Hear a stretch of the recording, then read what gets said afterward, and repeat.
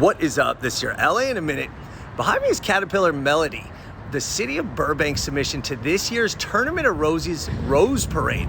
It's a float, and it's a huge process with almost 200 people involved in the preparation of getting this thing tournament ready. So I'm gonna take you behind the scenes of a Roses Parade float. Let's get into it. It's not just the scale of the float, it's the scale of this operation. There's more than 170 volunteers here just working on this float. Every element from creating to crafting to decorating. This is really a true community effort to make this float.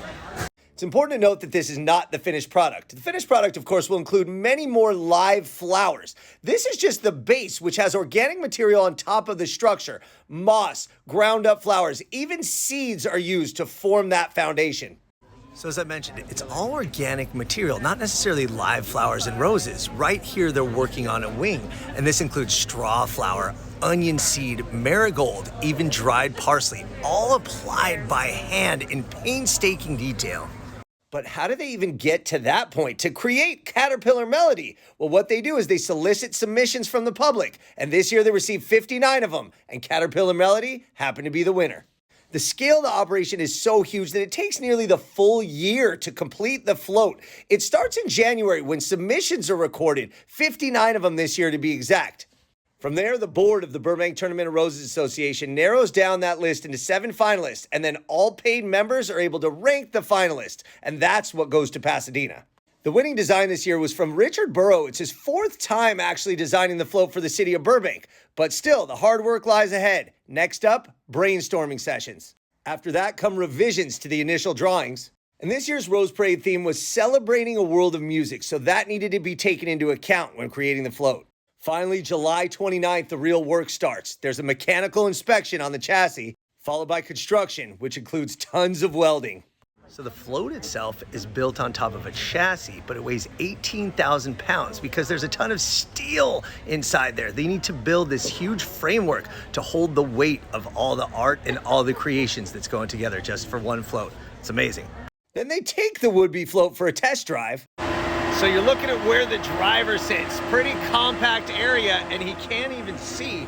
In fact, the only thing he can see is the bottom of the road where he follows the center line of Colorado Boulevard, all the while inside that float, pulling all the mechanisms and doing the controls. Pretty impressive.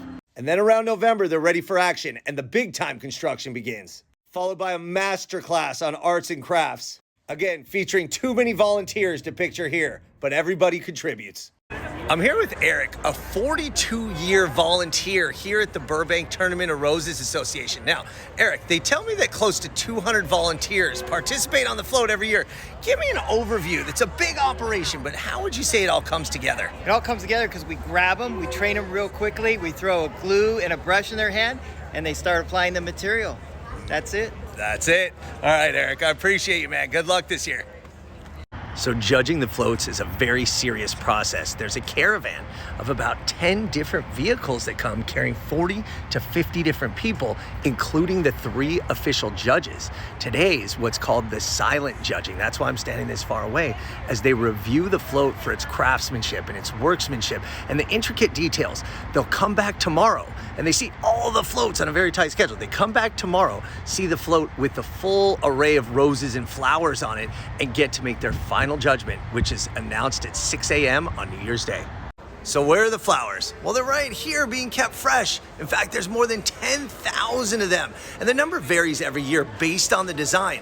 But this year, you could see all the different colors, the different types of flowers that are all going to go on as soon as construction is finalized. And they need to do it fast because the judges come back tomorrow for the final judging. But look at all this. It smells wonderful in here.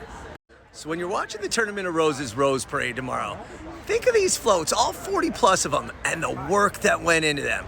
Here in Burbank, it's a family. It's a team of almost 200 people, and Caterpillar Melody is ready to ride on New Year's Day. All right, LA, it's been a minute.